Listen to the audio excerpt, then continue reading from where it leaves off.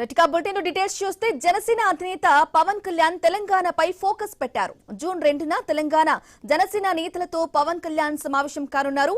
రాష్ట్రంలో పార్టీ బలోపేతంపై శ్రేణులకు దిశానిర్దేశం చేయనున్నారు. ఇక ప్రస్తుత రాజకీయ పరిణామాల నేపథ్యంలో తెలంగాణపై జనసేన అధినేత దృష్టి సారించారు.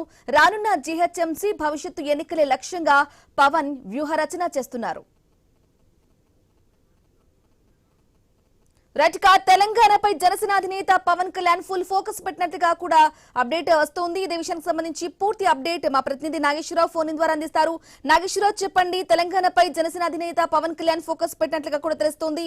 వచ్చే జీహెచ్ఎంసీ భవిష్యత్ ఎన్నికల లక్ష్యంగా కూడా వ్యూహరచన చేస్తున్నట్లుగా కూడా అప్డేట్ వస్తుంది.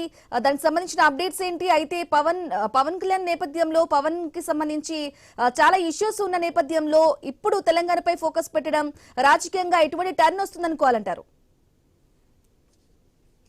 ఏదైతే బ్రహ్మని తెలంగాణ రాష్ట్ర ఆవిర్భావ దినోత్సవం సందర్భంగా జూన్ 2న హైదరాబాద్ లో జనసేన పార్టీ ముఖ్య నాయకులతో ఏదైతే జనసేన అధినేత పవన్ కళ్యాణ్ కీలక సమావేశం నిర్వహించనున్నారు. అయితే రాష్ట్రంలో పార్టీని క్షేత్రస్థాయిలో బలోపేతం చేయనున్నట్టుగా తెలుస్తుంది. అయితే రానున్న జిహెచ్ఎంసీతో పాటు భవిష్యత్ ఎన్నికల లక్ష్యంగా అనుసరించాల్సిన వ్యూహాలపై అయితే శ్రేణులకు దిశానిర్దేశం అయితే చేయనున్నట్లుగా తెలుస్తుంది. మొత్తంగా ఈ యొక్క సమావేశంలో చర్చించబోయే ప్రధానంగా అంశాలైతే రాజకీయ వ్యూహాలకు సంబంధించి తాజా రాజకీయ పరిణామాలపై అయితే సమీక్ష జరిపి భవిష్యత్తు కార్యాచరణకు సంబంధించి ప్రకటించనున్నట్టుగా తెలుస్తుంది. అదే విధంగా చూసుకుంటే ఏదైతే జిహెచ్ఎంసీ ఎన్నికల గ్రేటర్ హైదరాబాద్ ఏదైతే మున్సిపల్ కార్పొరేషన్ ఎన్నికలపై ప్రత్యేక దృష్టి అయితే సారించి అనుసరించాల్సిన పంతాపై అయితే నేతలకు దిశానిర్దేశం అయితే చేయనున్నట్లుగా తెలుస్తుంది. అదే విధంగా చూసుకుంటే తెలంగాణలో పార్టీ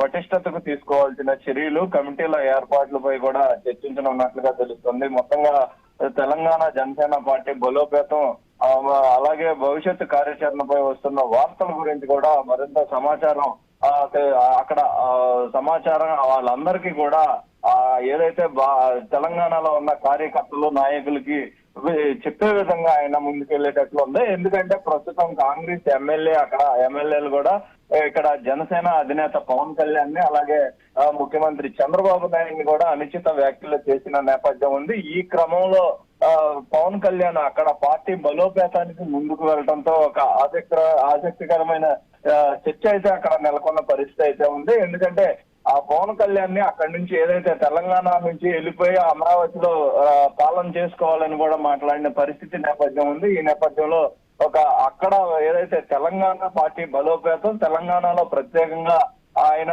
సమావేశం ఏర్పాటు చేయడంతో ప్రధాన అంశంగా అయితే మారిన పరిస్థితి అయితే ఉంది. దీనికి సంబంధించి కూడా ముఖ్యంగా ఆయన ఆలోచన అంశం ఏంటంటే నేను అక్కడ ఉండేది తెలంగాణలో, ఇక్కడ ఆంధ్ర తెలంగాణ ఒకటేగా ఉమ్మడి రాజధానిగా ఉన్న ఉమ్మడి ఆంధ్రప్రదేశ్ గా ఉన్న పరిస్థితి అయితే ఉన్న నేపథ్యంలో అక్కడ ఉంటున్నాం, ఇక్కడ ఉన్న ఆంధ్రాలో ఉంటున్నాం, తెలంగాణలో ఉంటున్నాం, అయినా వీళ్ళెవరు చెప్పే విధంగా అనేది అతను ఆలోచనలోకి వచ్చినట్లుగా తెలుస్తుంది. ఇదే క్రమంలో కూడా తెలంగాణలో తన పార్టీ బలోపేతాన్ని తనకు సంబంధించిన కార్యకర్తలు నాయకులను కూడా ఒక తాటిపై తీసుకొచ్చి అక్కడ కూడా ఏదైతే ఆంధ్రాలో ఎలా అయితే హీరోలు పోషిస్తున్నారో అదే విధంగా తెలంగాణలో కూడా అదే విధంగా తన పార్టీ బలోపేతం అయ్యే విధంగా కృషి చేయాలనేది ఆలోచనగా ఉన్నట్లుగా కూడా తెలుస్తుంది. మొత్తంగా కాంగ్రెస్ ఎమ్మెల్యేలకు కూడా ఇది ప్రస్తుతం కాంగ్రెస్ ఎమ్మెల్యేలు కొందరు మాట్లాడిన విధానంలో ఈ నిర్ణయం కూడా తీసుకున్నట్లు తెలుస్తుంది. మొత్తంగా చూసుకుంటే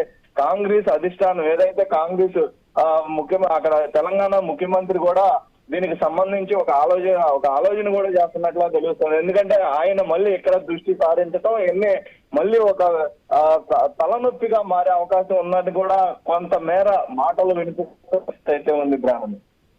okay, right Nageswararao, thank you for the updates.